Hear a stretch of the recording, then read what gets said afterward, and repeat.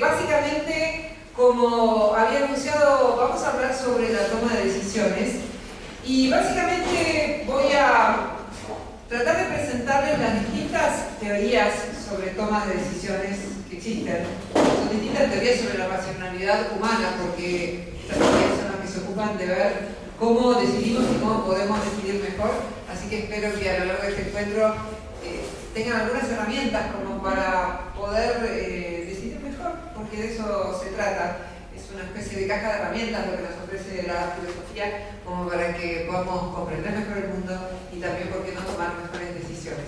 Porque muchas de las cosas en la vida no las aprendemos y porque hay sí algunos momentos en los que podemos marcar una diferencia y tener control sobre nuestras vidas. Y son esos momentos en los que podemos elegir algo, en los que podemos marcar un cambio para nuestra vida y también para la de quienes nos rodean.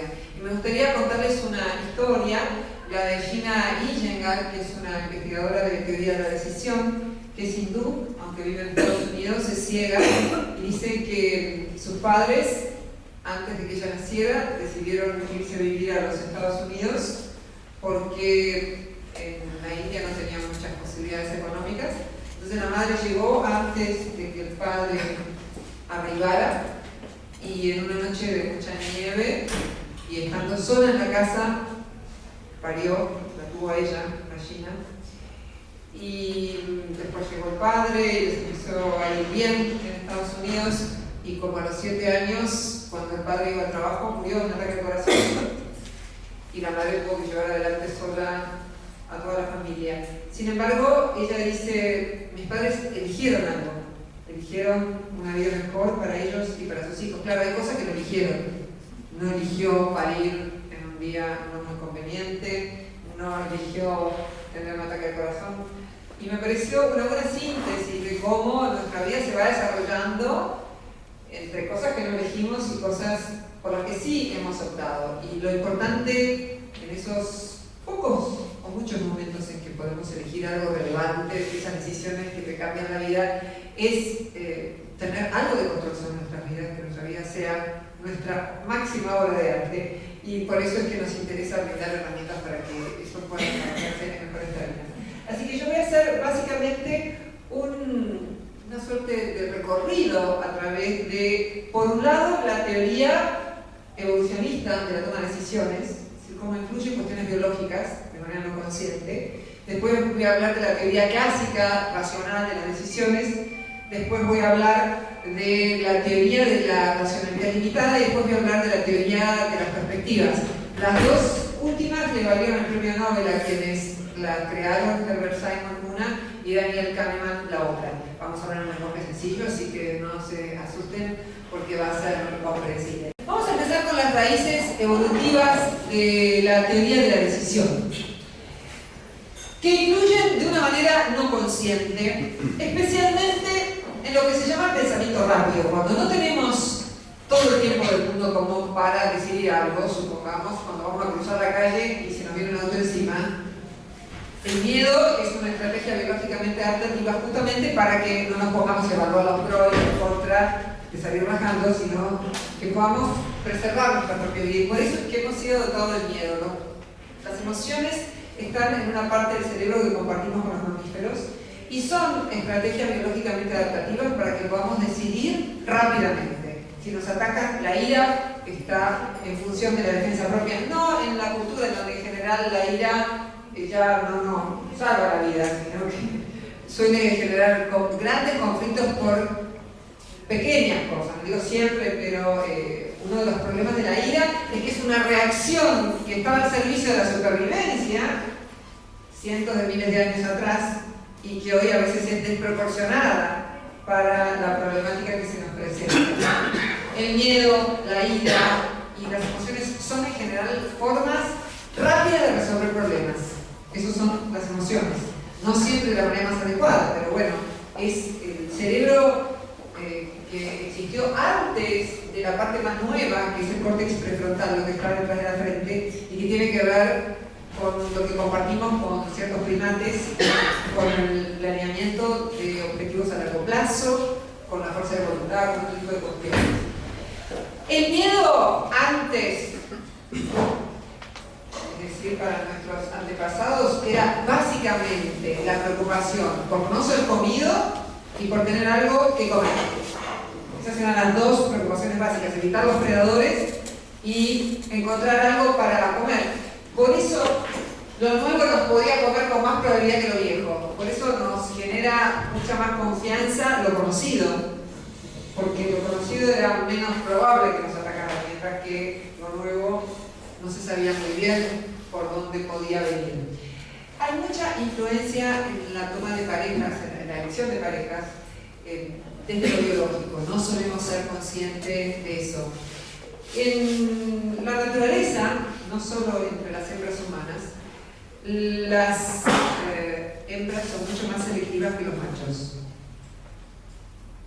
Esto tiene que ver con una teoría que se llama la inversión parental, que lo que dice es que para los mamíferos y para las especies en las que la cría necesita de algunos años o de algún tiempo hasta autoabastecerse, la relación sexual tiene muchas más consecuencias para la hembra que para el macho, porque en los mamíferos la hembra lleva a la cría dentro del propio cuerpo porque tiene que dedicarle un tiempo al cuidado, de modo que la hembra elige más cuidadosamente que el macho. No es que solo las mujeres humanas seamos más exigentes que los hombres en cantidad de requisitos, sino que esto es algo que se ve en todas las especies animales, especialmente en los mamíferos, en aquellas en las que la cría no es autónoma enseguida.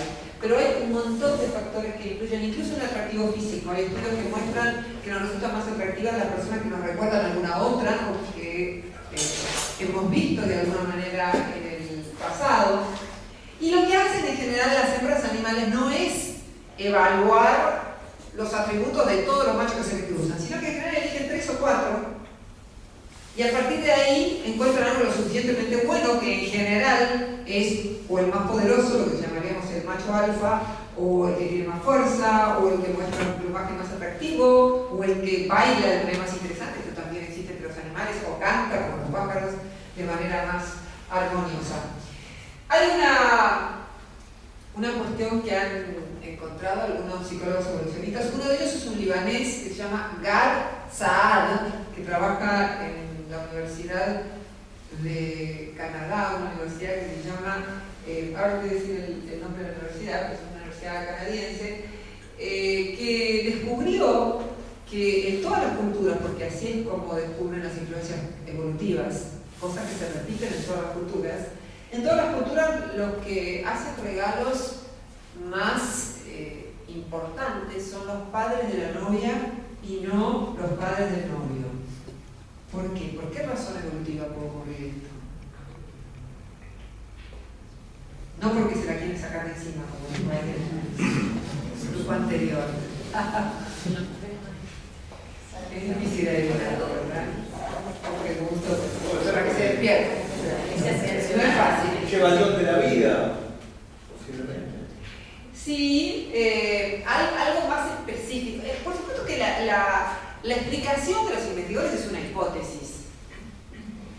Lo que ellos pueden constatar es que hay universales, cosas que se repiten en todas las culturas y que muy probablemente tengan una explicación genética.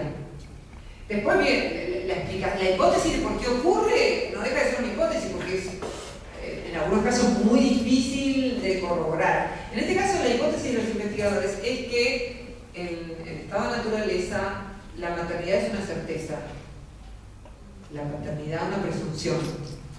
Entonces, en la perpetuación de los genes hay una mayor certeza por el lado de la madre, entonces los padres invertirían más en eso que sería su descendencia genética que los padres del novio. Y esto en algunos países es más fácil de objetivar, porque en Israel no hacen regalos en objetos, sino que regalan plata. Entonces pueden comparar muy fácilmente quién puso más, y bueno, esto lo hicieron en muchos países distintos y daba un universal. Otra cosa que han observado es que los futuros padres ven un descenso notable en su testosterona. ¿Qué función adaptativa podría tener esto? La testosterona es la hormona que tienen los hombres en mayor proporción. Cuanto más testosterona, más deseo sexual, más agresividad. La crianza. ¿Qué función tendría el hecho de que mientras su mujer está embarazada, al padre se le baja la testosterona? Para que se quede con la hembra y proteja la cría, ¿no? Esta es la explicación que dan los psicólogos evolutivos. Ya van a ver cómo sube y baja la testosterona en situaciones muy diversas. Una bastante curiosa es que cuando la mayor parte de los hombres se suben a un autocarro, les sube la testosterona. ¿Por qué? Porque va a pescar. Porque van a pesca. ¿Por qué? Porque van a pesca. Puede no ir a la pesca, en general va a la pesca, pero No, puede pero ir. el auto le da. Sí, exactamente. Bueno, por eso, exactamente por eso. Exactamente por eso. También en las especies animales, cuando los machos pelean por las hembras, les sube la testosterona y el que perdió la pelea le baja la testosterona. Así que lo que interpretan es que es justamente una forma de tener un lugar dominante, un lugar de poder. Otra cosa que han observado es que los niveles de azúcar tienen mucho que ver con la toma de decisiones, por supuesto también es inconsciente. El azúcar tiene mucho que ver con la fuerza de voluntad, con el funcionamiento del córtex prefrontal. Lo que más fácilmente se agota en la fuerza de voluntad es la disposición a establecer metas a largo plazo. Toda la parte racional es la más nueva de nuestro cerebro y funciona justamente en el córtex prefrontal. Entonces, no es mala idea cuando nos empieza a bajar la energía comer un poquito de azúcar, porque eso permite renovar la fuerza de voluntad. Y una cosa que han observado es que a menor nivel de azúcar, mayor posibilidad de infidelidad. La contraria no funciona. Llenarlo de tortas y de dulces para que sea fiel no es garantía de nada. Pero esto presuntamente tendría que ver también con la fuerza de voluntad, porque quien se propone ser fiel, pero le bajan los niveles de azúcar, pareciera que en promedio tiene más dificultad. Tampoco sirve como excusa, no fue el azúcar. Bien. Otra cosa que han observado es que a mayores niveles de azúcar, mayor cantidad de acciones orientadas al futuro. También tiene que ver con que esto da mucha energía, pero uno se pone a hacer planes para el futuro. Y a mayor vista de mujeres hermosas, más actividades vinculadas con el presente, ¿no? Esto influye también de una manera no consciente. ¿Cómo se persuade mejor a un joven de que no fume? Diciéndole que puede contraer cáncer. ¿Por qué? No. Porque no tiene la certeza y porque cuándo le va a dar dentro de mucho. Lo que sugieren en base justamente a la psicología evolutiva es que si uno quiere que un joven deje de fumar, más persuasivo es decirle que puede quedar impotente. Porque esto es tomar una herramienta justamente de nuestra biología, de nuestra evolución como especie, algo que le importa mucho más al joven. Así que muchos de los investigadores en psicología evolutiva tratan de ver cómo podemos ayudarnos a tomar decisiones también en ese tipo de cosas. Algo que dicen, siguiendo con las raíces evolutivas en la toma de decisiones, nuestra biología influye también en lo que consumimos. Hay estudios que muestran que la mayoría de quienes tienen compulsión a comprar son mujeres. ¿Por qué? No significa que no haya hombres que tengan la compulsión de comprar, pero es mucho más frecuente en todo el mundo en las mujeres. Porque habría una utilidad biológicamente adaptativa que es arreglarse, es decir, que no sería algo cultural ni de una determinada época, aunque lo que podemos ver es que también en el reino animal se arreglan los machos, ¿no? Pero creen que el hecho de que sea un universal, que es más frecuente que las mujeres sean adictas a las compras que los hombres, tendría que ver con esto. Y algo que han observado también en todo el mundo es que es más frecuente que los adictos al juego sean varones. ¿Por qué? Tiene que ver con el dinero, con ganar dinero. El poder. Sí, sí. Lo que sospechan es que, porque eso supone la provisión de recursos, aunque sea, por supuesto, una fantasía que uno va a ganar. Y alguien que no dispone de esos recursos de otra manera podría, a través del juego, obtenerlos. Otra cosa interesante es que a medida que sube la testosterona, sube la disposición al riesgo. A medida que baja, desciende la disposición al riesgo. Esto lo hacen en estudios experimentales, dando complemento de testosterona y viendo hasta qué punto están dispuestos a arriesgar. Más testosterona, más riesgo; menos testosterona, menos riesgo. Bueno, vamos a ver ahora la teoría clásica de la elección. Es una teoría que, como todas estas teorías, surgieron en el ámbito de la economía, pero que la exceden. Esta es la teoría de la economía clásica, que lo que dice es que todos los seres humanos eligen lo mejor dentro de las condiciones que tienen, maximizan sus utilidades, esta sería la expresión, evalúan los pros y los contras, establecen probabilidades y entonces deciden, en general, para beneficiarse a sí mismos.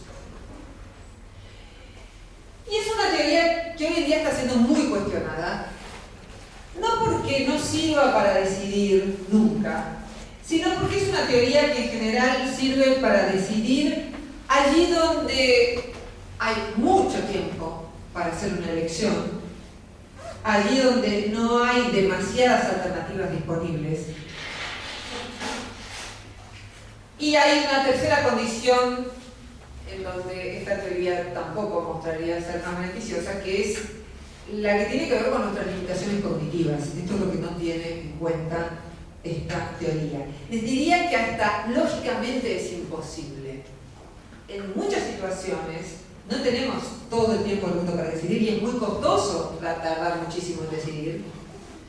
Tenemos limitaciones cognitivas que se vinculan con la manera en que archivamos y convocamos nuevamente la información y la manera en que nos la presentan. Y esta teoría es una especie de idealización de las condiciones cognitivas de los seres humanos. Además es normativa, no solo dice cómo decidimos, sino cómo deberíamos decidir. Asume que las personas en promedio son racionales y pueden en gran medida actuar de acuerdo a sus preferencias. Ahora, los estudios contemporáneos nos dicen que tenemos un montón de distorsiones a la hora de pensar, que no siempre elegimos lo mejor. Pero aún así, este tipo de teoría puede ser útil en distintas circunstancias. Y me gustaría dar algunos ejemplos de situaciones en las que podría ser útil. Por ejemplo, un método que propone un consultor filosófico que se llama Tim Le Bon en su libro Wife Therapy, que no tiene traducción al español, es, si uno tiene que decidir algo importante, esas decisiones que cambian la vida, tratar de describir el problema con frases cortas, una o dos frases cortas por cada idea. Y vamos a poner un ejemplo. Es el caso de un hombre que tiene que decidir si envía o no a su madre al geriátrico. Es una situación que muchos tienen que vivir. Es un dilema ético, y un dilema ético es un problema que no tiene una solución ideal, porque hay dos deberes que no pueden ser cumplidos al mismo tiempo, y entonces necesariamente hay un demérito ético. ¿Y cómo se resuelve un dilema ético? Por el mal menor. En general tratando de determinar qué valores están en juego, por ejemplo, el cuidado de la madre por un lado y la autonomía de su madre por el otro, y tratando de ver, por ejemplo, cuál sería el valor predominante para la madre, qué valor pondría por delante la madre, tal vez la autonomía, tal vez hay otros criterios, pero del dilema ético se sale explicitando los valores en juego y eligiendo cuál de los dos valores es más importante. Entonces, supongamos que tenemos que definir este problema tipeando entre 10 y 20 ítems sobre el problema. Una o dos oraciones cada uno, también se pueden grabar. Estuve cuidando a mi madre de 85 años que tiene una enfermedad neurológica degenerativa. Por un tiempo estuvo en silla de ruedas y desarrolló una vida relativamente normal. gracias a mi cuidado y al de la familia, pero su situación se ha deteriorado. Cada vez se siente más desorientada, con ansiedad, incluso se desmaya a menudo. Cuando está lúcida dice que quiere quedarse en casa, pero por mi trabajo y por mis actividades sociales no puedo estar con ella todo el tiempo. No hay nadie en la familia que pueda estar con ella y no tengo suficiente dinero para pagar a una persona que esté con ella todo el tiempo. Le realizaron exámenes y la opinión de los médicos es que debe quedarse en un sanatorio hasta que dentro de 3 o 4 meses haya lugar en el geriátrico especializado en esa enfermedad. Entonces, algo que podemos hacer después que tenemos definido el problema de esta manera es hacernos algunas preguntas. La pregunta es una herramienta fantástica para pensar. Es la herramienta que usaba Sócrates por excelencia en su método de la mayéutica. Por ejemplo, ¿debería confiar en lo que dice el médico? ¿Cómo puedo ser un buen hijo? ¿Debería hacer lo que mi madre desea? Lo de explicitar los valores deseables en la decisión. Estos valores que están ahí son para el que tiene que decidir, por ejemplo, si quiere jubilarse a cierta edad y qué va a hacer. Entonces, bueno, los valores serían tener tiempo libre, dedicar a la amistad, autonomía. Tratar de establecer opciones con los pros y los contras. Recuerden que decíamos que en la teoría de la elección racional se hace eso, se ven las razones a favor y en contra. Cuando Darwin tenía que decidir si se iba a casar o no, hizo una lista de razones a favor, una lista de razones en contra. A veces sirve para elegir por emoción, que es como decidimos muchas veces. Alguien la hace, le da, me tengo que casar con Laurita y piensa, no, esto está mal. Ahora me doy cuenta que yo quería casarme con Perlita. Es decir, no lo sabía antes de hacer la lista, pero establecer los pros y los contras lo ayudó a clarificar en realidad que ya tenía una decisión tomada. Yo no sé si es lo mejor del mundo elegir pareja solo por emoción, pero eso podemos discutirlo en otro café filosófico o en el debate. Un problema de algunos teóricos de la decisión es que hacen un deslizamiento sutil entre cómo creen ellos que deciden las personas y cómo creen ellos que deben decidir. Y no necesariamente es lo mismo. El que me parece que tiene ese problema es uno de los investigadores que vamos a ver después, que critica la teoría racional y que dice que cuando elegimos pareja, en general, no hacemos una evaluación de los pros y los contras, simplemente decidimos por intuición. Pero lo que él quiere decir es que tiene que ser así, y la verdad que me parece que eso uno podría revisarlo. No digo para una noche o dos, pero para algo de más largo alcance. Pero bueno, después lo podemos discutir. Tratar de establecer las opciones con sus pros y sus contras, y sobre todo tratar de ver si cada una de estas razones es verdadera y si es relevante, porque puede ser verdadero pero no relevante. Por ejemplo, dice Tim Le Bon que en cierta oportunidad él viajó a Nepal porque a sus amigos les pareció que era un viaje buenísimo. Él dedicó 6 meses a estar en Nepal porque creyó que iba a poder hacer trekking en la montaña y creyó que Nepal estaba lleno de sabios. Caminaban así por la montaña. Cuando fue, más bien encontró mucha superstición y no la pasó bien, se enfermó. Entonces, claro, la razón de que a sus amigos le había gustado era verdadera, pero no relevante, porque debería haberse preguntado si él era parecido a sus amigos en ese punto. Y la razón de que había muchos sabios en Nepal era falsa, no porque no hubiera, sino porque tenía la idea de que iba caminando por ahí, estaba lleno de sabios, y bueno, era una idea falsa. Así que verdad y relevancia no son exactamente lo mismo. Algo puede ser verdadero pero no relevante, y yo por ahí tomo esa decisión porque es verdadero. Entonces, explorar las opciones con sus pros y sus contras. Por ejemplo, opción A, seguir el consejo del médico y llevarlo al hospital por 3 meses. ¿Qué pros tiene? Cuidado médico. ¿Qué contra tiene? Puede deprimirse y no quiere ser institucionalizada. Opción B, traerla a casa durante el verano antes de que se quede en el geriátrico. Pros, será mejor para su bienestar psicológico. Una contra es que uno duda si va a tener buen cuidado médico y así. Tratar de hacer preguntas desafiantes. Estas son las preguntas filosóficas que remueven supuestos. Si van a cursar la carrera de filosofía, primera clase de la Universidad de Filosofía es el saber sin supuestos. Es una especie de disparate, pero lo que tiene de verdadero es que un ejercicio filosófico trata de remover lo que está en la base de los presupuestos de lo que decimos. Entonces, eso es algo que puede ayudar a resolver racionalmente problemas. Por ejemplo, preguntarse, como si uno fuera un periodista muy inquisitivo, ¿es realmente cierto que se quedaría sola en casa si no va al geriátrico? ¿El Estado podría pagar un poco más de ayuda? ¿No hay otros amigos que puedan ayudar? Dado que se desmayó, ¿objetaría realmente la decisión de quedarse en el hospital? Y así, tratar de hacer preguntas que remuevan supuestos. Otro método racional de decidir consiste en establecer una meta, supongamos jubilarse a cierta edad, no puede, obvio que existe la más mínima posibilidad, poner los valores que están en juego, como tiempo libre, amistad, autonomía, y luego las virtudes asociadas a esa decisión, por ejemplo, templanza, en el sentido de no bajar más de la cuenta, perseverancia, fuerza de voluntad. Otro ejercicio que puede ayudar mucho a clarificar valores es dividir la propia vida de a 5 años, de los 0 a los 5 años, de los 5 a los 10 y así, en una columna poner las cosas buenas que nos pasaron, en otra poner los valores que estaban comprometidos en esas cosas buenas que nos pasaron, en otra columna poner las cosas malas que nos pasaron y en otra lo que aprendimos de esas cosas malas. Y hacer lo mismo pero con el futuro, tratando de hacer una especie de proyección de lo que puede ser la vida a futuro. Bien, también es importante como procedimiento filosófico analizar conceptos. Supongamos que una mujer está en el último año de la carrera de psicología, le gusta esa profesión, pero le repercute la idea de los padres que tienen que buscarse algo más lucrativo porque se van a morir de hambre con la psicología. Tiene que encontrar algo que le depare más rendimiento.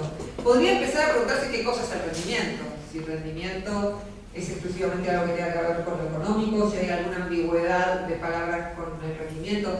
Tomar algunos conceptos centrales para la decisión y definirlos y clarificarlos es una tarea que puede ayudar y mucho. También el pensamiento creativo, buscar soluciones no evidentes. En este caso, bueno, yo podría dedicarme un poco a la psicología y un poco también a algo más rentable. Imaginar cómo va a ser cuando esté terminado, que es también otra forma de resolver problemas, porque no somos muy buenos para imaginarnos el futuro. Hay muchos estudios que muestran que no somos buenos para eso. Solemos sobreestimar el impacto que van a tener las experiencias negativas, creer que vamos a sufrir más en situaciones de lo que sufrimos, y por otro lado creemos que los placeres nos van a durar más que lo que en promedio nos dura. Ya nos acostumbramos al tiempo y ya el principio de adaptación va muy en contra del bienestar. Bueno, acá ya viene una teoría que le pertenece a Herbert Simon, la sintetizó en Modelos del Hombre y se ganó el premio Nobel por esta teoría, que se llama Teoría de la Racionalidad Limitada, Bounded Rationality. Lo que dice Herbert Simon es que hay 3 limitaciones muy importantes a la hora de decidir. Una son nuestras limitaciones cognitivas, justamente porque tenemos distorsiones, ahora vamos a ver algunas de ellas, que nos impiden decidir bien. Por ejemplo, somos estadísticos chapuceros. Por otro lado, no tenemos siempre todo el tiempo del mundo para decidir. Y por otro lado, tampoco tenemos toda la información disponible. La mayor parte de las veces decidimos en situaciones de incertidumbre y tampoco podríamos averiguar toda la información disponible y hasta lógicamente sería imposible averiguarlo todo. Entonces, ¿qué es lo que hacemos? Dado que el mundo tiene limitaciones, nosotros tenemos limitaciones, solemos tener reglas útiles y simples. Se llaman heurísticos. Un heurístico es una regla muy sencilla de algo que por lo general, aunque no siempre, funciona. Por ejemplo, yo me levanto a la mañana y tengo que ver cómo vestirme. Entonces no puedo llamar al servicio meteorológico, prender el televisor, escuchar la radio una hora hasta que venga el noticiero. ¿Qué hago? Miro las nubes, digo, nube negra, va a llover. Ese es un heurístico. Hay muchos más, vamos a ver. Por ejemplo, me interesa alguien en términos sexuales, amorosos. Bueno, me mira fijo. Digo, bueno, me quiere seducir. Por ahí me quiere matar. Pero en determinado contexto, Digo, acá hay onda. Ese es un heurístico. Por supuesto nos podemos equivocar, ¿no? O miraba la de atrás, como me pasó una vez, ¿no?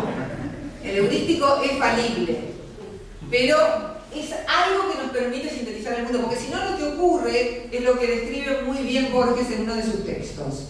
Es una persona que quería hacer un mapa del país tan minucioso que el mapa tenía el mismo tamaño del país. Y no sirve un mapa que tiene el mismo tamaño del país. El conocimiento tiene que ofrecer síntesis.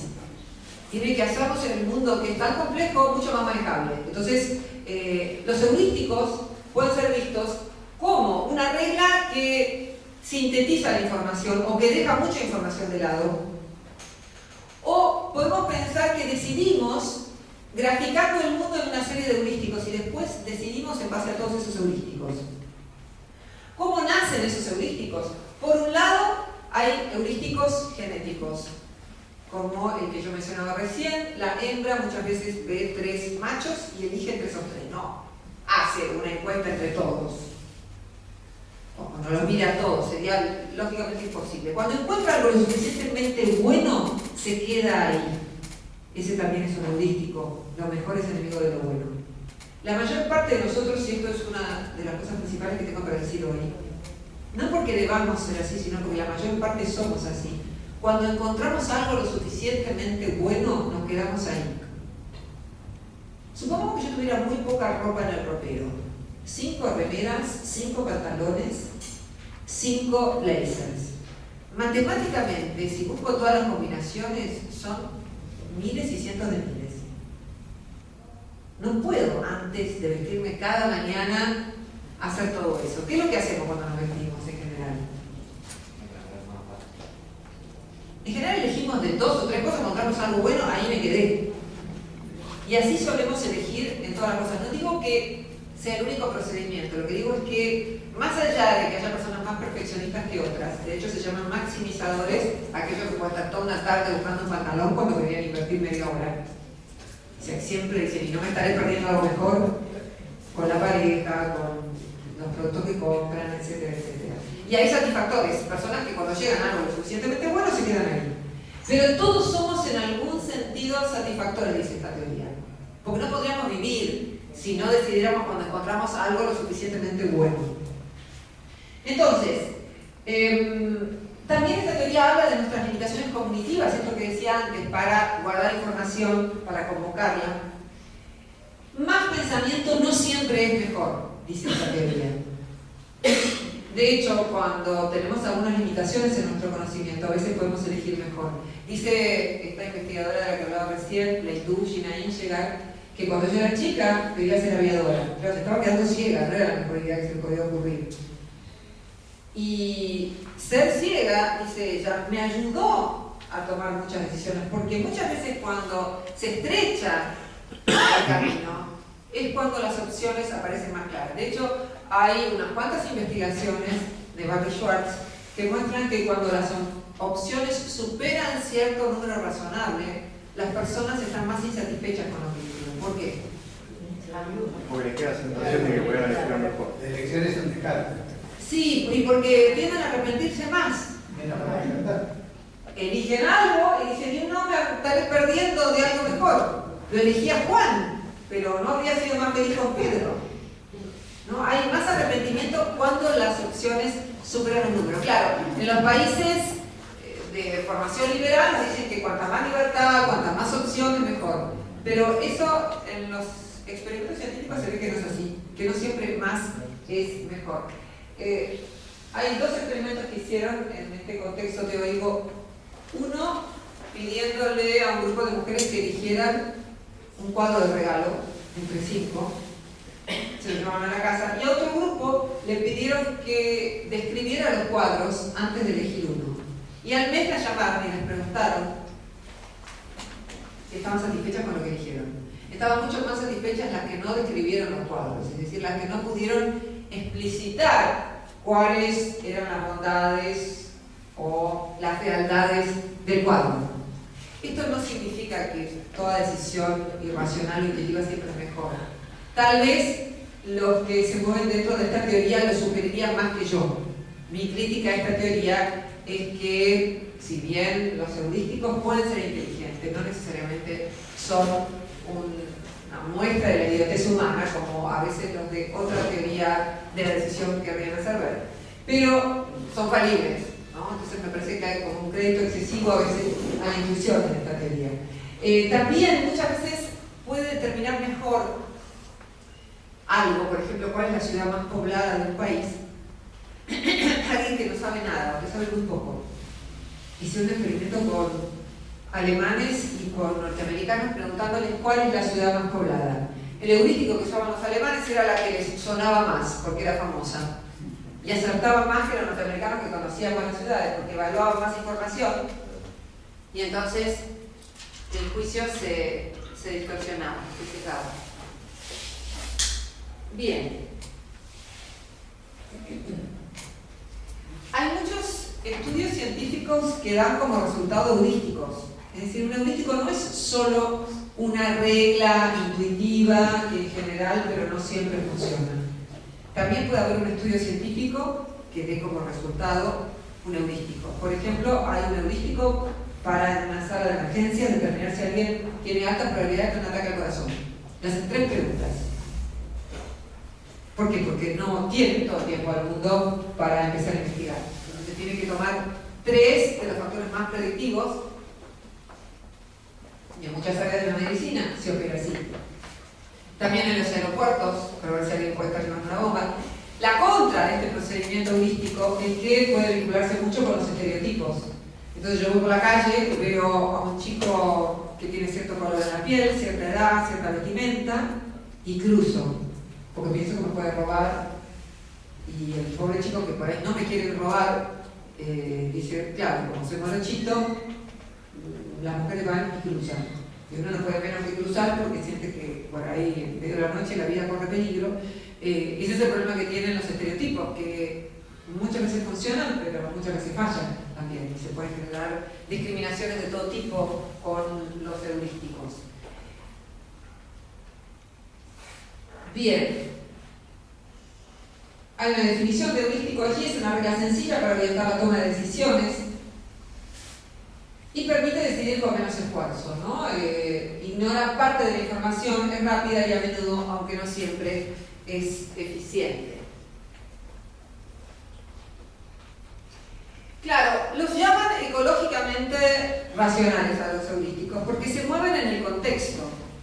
Tienen mucho que ver con el contexto en el que nos estamos desenvolviendo. Un heurístico muy común es hacer lo que hacen los demás. Muchas de las cosas que hacemos sencillamente las hacemos cuando las hacen los demás, y cuando entramos a un restaurante y está vacío, creemos que eso es problemático, que por algo ha de ser, somos un animal social, entonces comprensiblemente nos orientamos muchas veces por lo que hacen los demás. Lo que tiene esta teoría es que se fija más en cómo las personas deciden, o cómo ellos creen que las personas deciden, que en cómo deberían decidir. La diferencia que yo tendría con esta teoría, una de las diferencias que tendría, es que me parece que no solo hay que observar cómo deciden, sino también mejorar nuestras decisiones. Que esto es lo que trabaja más la teoría de Daniel Kahneman, que vamos a ver ahora.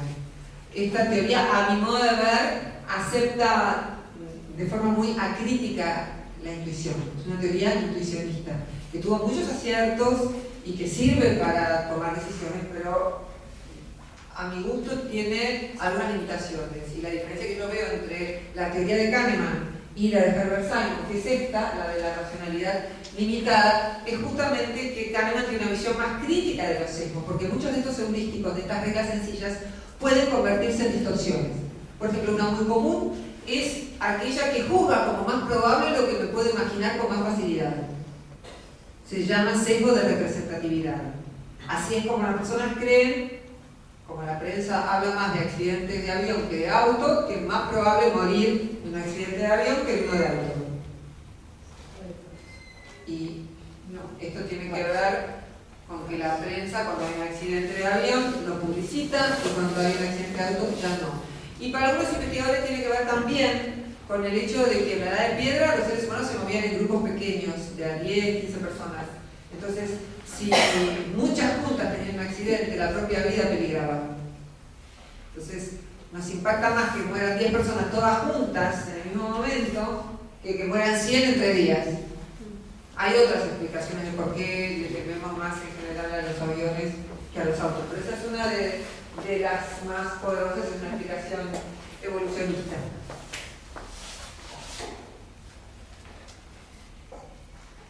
Bueno, este es uno de los discípulos de Simon, Gerd Gigerenzer. Los que entiendan inglés van a encontrar unos cuantos videos de él en YouTube. Justamente critica a Kahneman, Ariel y todo ese grupo porque creen que los egos o los heurísticos son formas de la estupidez humana. Por ejemplo, hay un sesgo que fue detectado por el cual la mayor parte de las personas se creen en promedio mejores conductores de auto que el resto.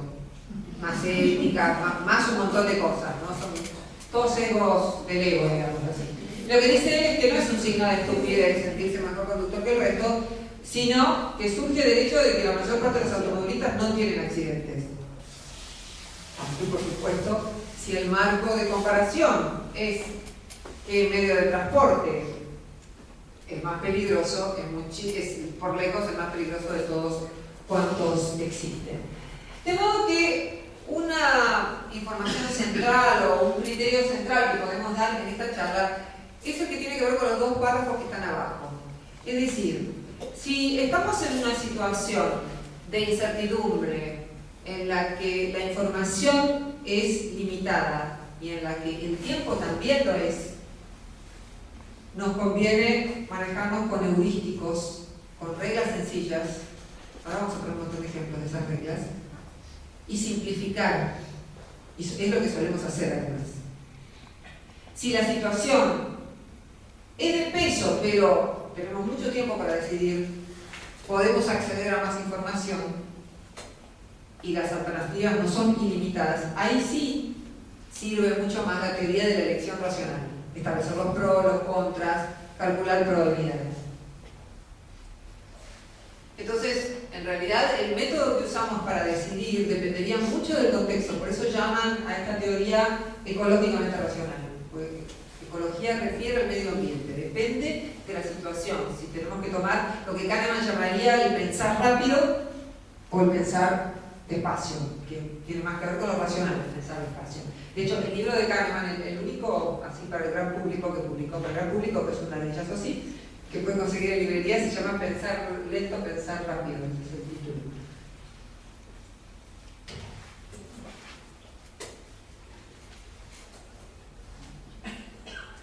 Bueno, otro ámbito de investigación de esta teoría de la elección limitada es el que tiene que ver con el riesgo. Recién empezamos a hablar un poco de esto. Ustedes saben que cuando fue el ataque a las Torres Gemelas, todo el mundo en Estados Unidos empezó a tener miedo de viajar en avión. Entonces, los siguientes meses empezaron a ir de vacaciones en auto a la playa, muchos kilómetros, y en los meses posteriores se incrementaron los muertos en accidentes de tránsito. Este investigador, Gigerenzer, sacó el cálculo alrededor de 1.595 muertos más en accidentes de tránsito por pensar mal el riesgo. ¿Recuerdan lo que decíamos del sesgo de representatividad? El heurístico de representatividad. Los medios son bastante responsables de esta distorsión, porque nos hablan de un peligro y entonces lo consideramos muchas veces más peligroso de lo que es. De hecho, hay mucha más probabilidad de morir en un accidente de tránsito que de morir como víctima de un episodio de inseguridad. Estadísticamente es así. Pero por su parte las personas temen más morir por un episodio de inseguridad que en un accidente de tránsito.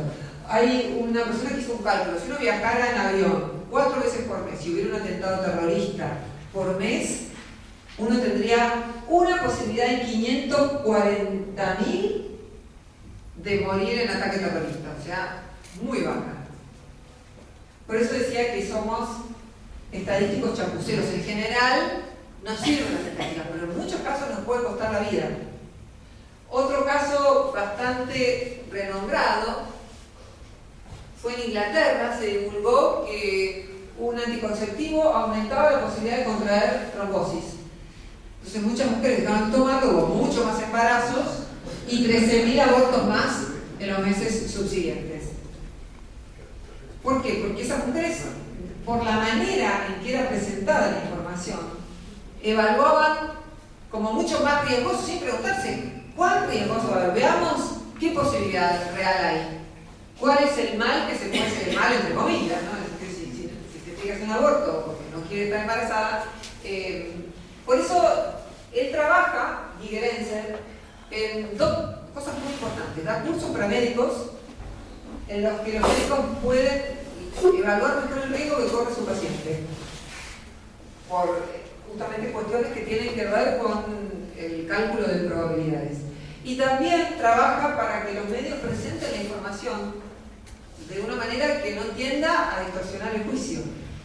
Entonces, pone ejemplos de personas a las que les ha costado la vida no hacer un buen juicio sobre el riesgo. Por ejemplo, algunos que han tratado de sacar una fotografía a la garganta del cocodrilo, metiendo la cabeza adentro. Hay una foto que muestra que Gerenzer terminó mal ese episodio. O personas que están en la pileta y dejan la radio con electricidad cerca. Y así, muchas cosas. Si los medios entrevistaran a los perdedores de la lotería, dice, probablemente habría menos jugadores, pero entrevistan a los que ganan. Entonces, es una de las tantas razones por las que las personas juegan. Además de la motivación que genera la dopamina, que es esa hormona justamente que nos hace sentir altamente motivados por las cosas. Bien, esto ya un poco lo dijimos, 3 tipos de heurísticos, los genéticos, los individuales, que tienen que ver con las experiencias de vida. Entonces, supongamos que mi heurístico era, si me mira sostenidamente, me quiere seducir, pero de pronto es un tipo que después vino y me robó. Yo voy modificando ese heurístico y digo, bueno, puede ser que quiera seducir, pero vamos a observar porque puede ocurrir esto otro.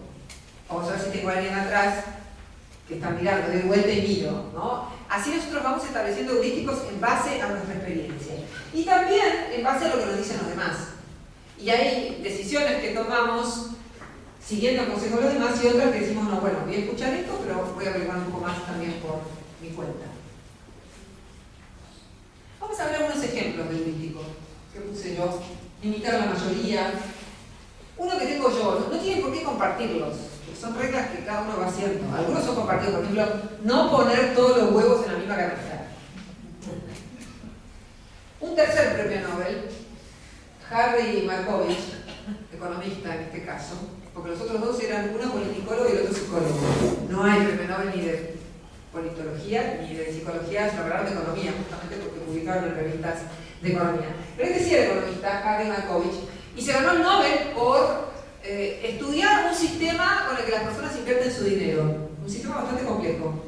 Pero cuando se jubiló y tuvo que decidir dónde ponía su plata, usó un heurístico, que es dividir en partes iguales, que es el viejo refrán de la abuela, no poner todos los huevos en una misma canasta.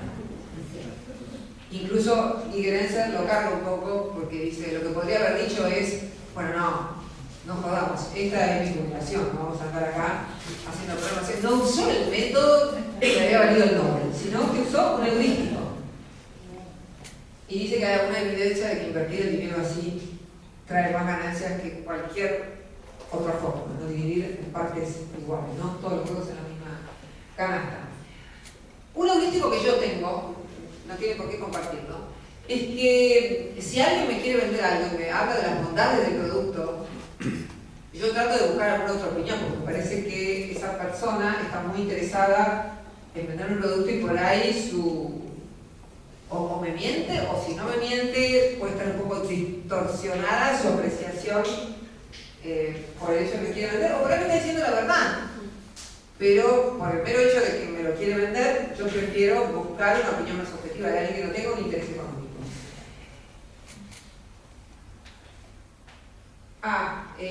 Algo que observaron es que los deportistas, por ejemplo los basquetbolistas, suelen tener heurísticos para enfocar en el arco la pelota. En general son 3 pasos, que es mirar la pelota, mirar la distancia, mirar el arco, y ya está, no es que están pensando en 30.000 estrategias, ¿no? suelen establecer buenos heurísticos y en algunos casos el que no conoce del deporte, que eso pasó en Wimbledon, puede predecir si el saque va a ser bueno, si logra establecer un buen heurístico, intuitivamente a veces. Justamente como un heurístico es una regla sencilla, a veces el que no entiende es el que puede simplificar más, a veces no. A veces la intuición en general proviene del que más sabe, pero a veces si se puede lograr una buena síntesis, sí. Hay un estudio que hicieron tratando de ver en qué condiciones hay más probabilidad de que alguien siga siendo tu cliente. ¿Qué heurístico se fortalecer? Y lo que vieron en este estudio es que si durante 9 meses no apareció, en promedio lo más probable es que no aparezca más. Que se dé un heurístico como para que una empresa sepa cuánto debería invertir en los clientes de antes, en los clientes de ahora, y es un heurístico, pero lo que llamaría Herbert Simon un heurístico inteligente. No es lo mismo un heurístico que es una idea de sentido común que el heurístico testeado, tienen otro valor, pero ambos son heurísticos, reglas muy sencillas. Por eso a veces conviene también conversar con gente muy distinta.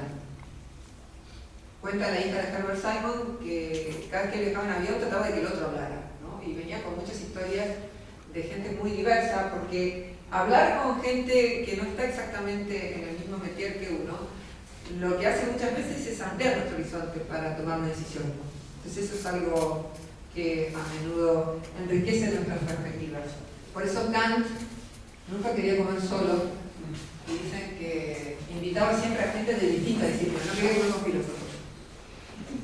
Y cuenta la leyenda que en cierta oportunidad tenía una silla vacía en la mesa y fue y llamó a cualquiera que pasaba por ahí por la calle para que se sentara porque le faltaba uno, ¿no? Él, con tal de tener diversificada la mesa, estaba contento. El que popularizó la cuestión de los heurísticos fue un matemático que se llamó Georg Polya para sus alumnos de matemática. Porque dijo que si no le salía un ejercicio matemático, probar dibujando un esquema, eso era un heurístico.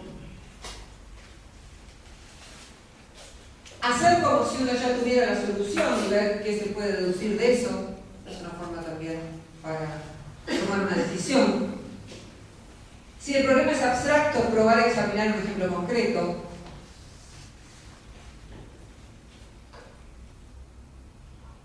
Y esta es la última de las teorías que vamos a ver, es la de Daniel Kahneman. La formuló en 1979. Se parece bastante más a la de Simon que la primera teoría de la elección racional. De hecho, está criticando a la teoría de la elección racional y diciendo que en situaciones de incertidumbre las personas tienen su juicio muy distorsionado. Por ejemplo, existe un sesgo significa distorsión, que es el de aversión a la pérdida. En distintos estudios vieron que las personas sufren más por perder 100 pesos que los que disfrutan ganando 100 pesos.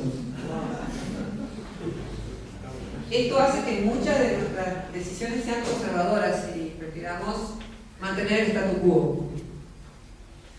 Esto hace que muchas veces las decisiones se mantengan en donde estaban. Y esto explica también por qué muchas veces cuando se alcanza cierto nivel de consumo es muy difícil volver atrás. Justamente porque hay menos deseo de cambiar de estatus que miedo a perder.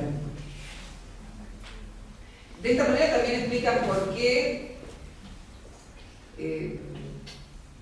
cuando uno conoce mucha diversidad de vinos o de comidas, muchas veces disminuye el gusto por lo sencillo, porque ya se ha probado muchas cosas diversas y es más difícil mantener el gusto por lo sencillo. Bien, yo diría que la diferencia mayor de esta teoría con la anterior es que para Kahneman tenemos que mejorar nuestra racionalidad. Sería bueno conocer las distorsiones, los heurísticos para poder evitarlos.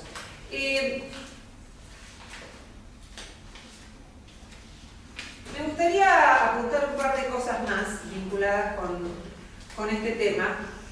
En primer lugar, lo de Kahneman también tiene que ver con que toda decisión es buena o mala en relación al marco que uno establezca. Por eso, alguien dice que se encuentran dos teóricos de la decisión, uno le pregunta al otro cómo estás y el otro le dice, depende de aquello con lo que compares, ¿no? ¿Comparado con qué? Es un poco lo que hacía Pascal. Pascal era un tipo muy religioso y tuvo que evaluar en cierta oportunidad si prescindía de ciertos placeres porque tenía miedo de ir al infierno. Y entonces lo que hizo es pensar que si se privaba de algunos placeres en la tierra, eso traía menos consecuencias que la posibilidad del infierno. Estableció distintos marcos de comparación y le pareció menos severo privarse de algunos placeres que arriesgarse a la quemadura eterna en el infierno. Eso explica también por qué ustedes pueden decir que el país marcha mejor o peor según el marco de comparación que establezcan. Si dicen tenemos menos pobreza que en el 2003, que fue el momento en que más del 50% del país cayó por debajo de la línea de pobreza, una va a ser la respuesta. Si comparamos con 1970, en que Argentina tenía un 5% de pobreza, como Suecia, va a ser distinto. Si comparamos con el 2007, va a ser distinto. El marco de comparación es muy importante para tomar decisiones, porque los seres humanos pensamos siempre en relación a algo y nunca en términos absolutos. En el ámbito judicial esto se considera justamente peor acusar a inocentes que dejar libres a culpables. Entonces, el marco de comparación importa también. Algo es una pérdida o una ganancia en relación a algo que estamos estableciendo como marco. ¿Qué creen ustedes? ¿Cuándo ganan más los taxistas? ¿Cuando hay más movimiento en la calle? ¿Cuando hay menos? Cuando llueve. ¿Cuando llueve?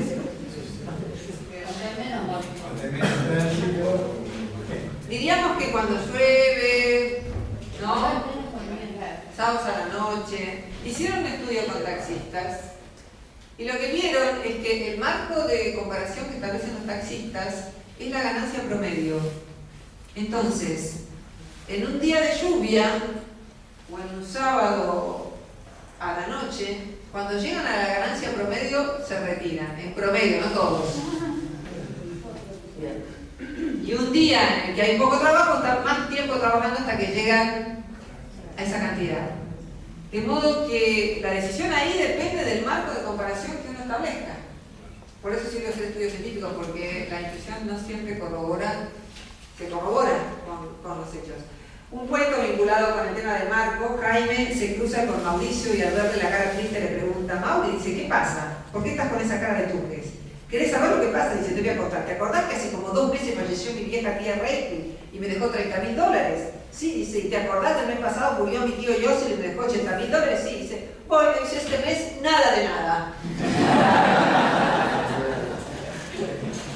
Depende del marco de comparación, ¿no? ¿Cómo se interpreta lo que haces vos y lo que hace tu jefe en la empresa? Esto también tiene que ver con el marco de comparación. Cuando algo te toma mucho tiempo, sos lento. Cuando a tu jefe le toma mucho tiempo, es cuidadoso. Muy distinto. También las definiciones a veces establecen un nuevo marco, ¿no? Una persona saludable es la que no fue examinada lo suficientemente por los médicos, dice. Bueno, muy brevemente, John Elster es un filósofo analítico norteamericano que dice que en aquellas situaciones en las que no hay motivos racionales para elegir A o B, por ejemplo, en un juicio de tenencia, en el que tiene que determinar si se queda con la madre o con el padre, recurrir al sorteo puede ser una muy buena solución.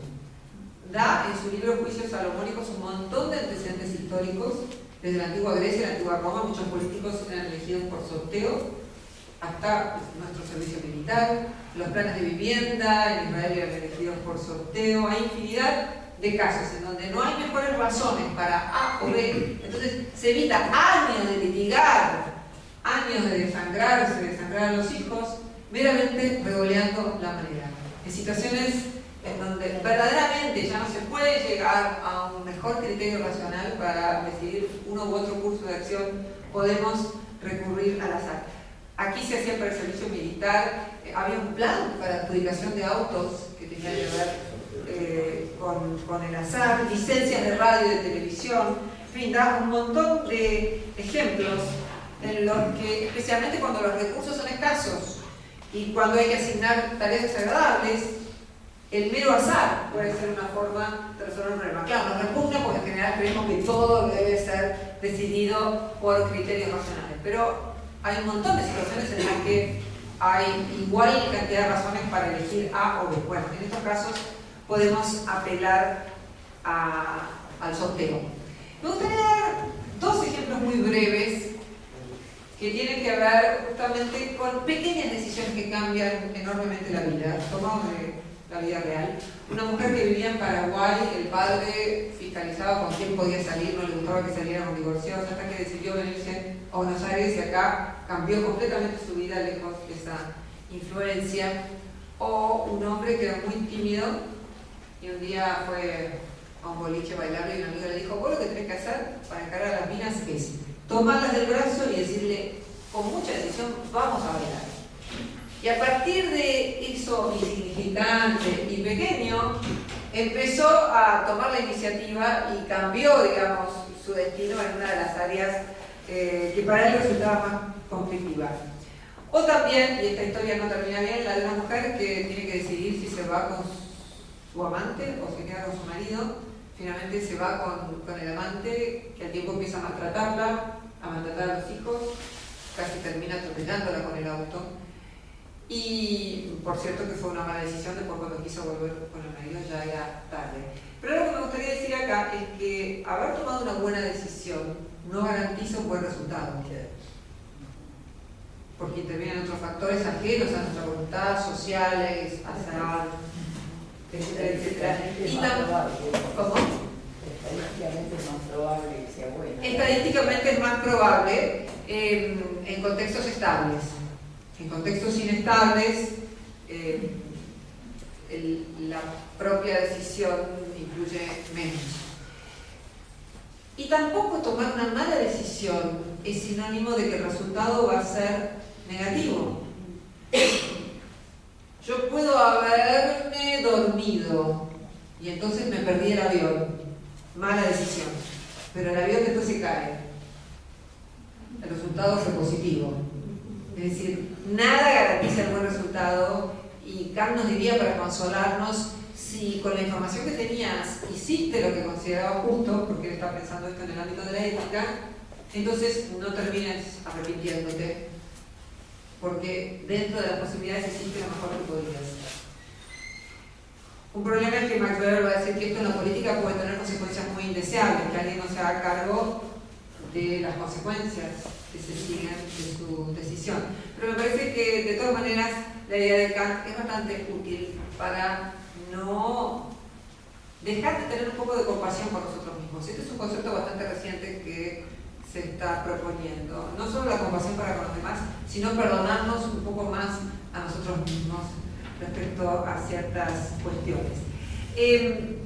Termino con una frase de Russell que dice: la filosofía es incapaz de decirnos con certeza cuál es la verdadera respuesta a las dudas que se suscitan, pero es capaz de sugerir diversas posibilidades que amplían nuestros pensamientos y nos liberan de la tiranía de la costumbre. Por eso Sócrates decía: la vida reflexionada es la que vale la pena ser vivida, no aquella en la que uno meramente imita a los que lo rodean. Hay un cuento muy breve en el que un padre estaba observando a su hijo pequeño que trataba de mover una madera muy pesada. El pibe se esforzaba, sudaba, pero no conseguía desplazar la madera ni un milímetro. Entonces el padre le pregunta: ¿empleaste todas tus fuerzas? Sí, respondió el niño. Creo que no, replicó el padre, todavía no me pediste ayuda. También hay que pedir ayuda porque, como decía Chaplin, todos somos aficionados, la vida es tan corta que no da para más. Así que esto también es una posibilidad en la toma de decisiones. ¿Por qué puse esta foto de esta persona mirando el mármol de Jerusalén? Básicamente porque hay muchos estudios científicos que dicen que si uno se pone 5 minutos así, tranquilo, sin estrés, procurando poner la mente en blanco, va a poder hacer mejores decisiones, va a poder sentirse más satisfecho con su vida, va a poder ser más creativo. Solemos estar convocados por muchas tareas simultáneas, solemos vivir con mucho estrés, y muchos estudios nos dicen que si estamos 5 minutos mirando un paisaje o caminando al aire libre y una una cosa increíble que tengo para contarles es que si miran el paisaje en la computadora, los efectos parecen ser los mismos. Así que no necesariamente hay que mirar un paisaje natural, aunque por cierto es mucho mejor salir afuera a dar una vuelta. Y los mismos efectos parecen conseguirse si uno se pone un minuto con los ojos cerrados, inspirando, contando 5 y exhalando, contando 5. Lo ideal son 5 minutos tranquilos por día, esto ayuda a tomar mejores decisiones, permite que el córtex prefrontal pueda renovarse y es muy importante especialmente cuando estamos tan agobiados por tareas de todo tipo.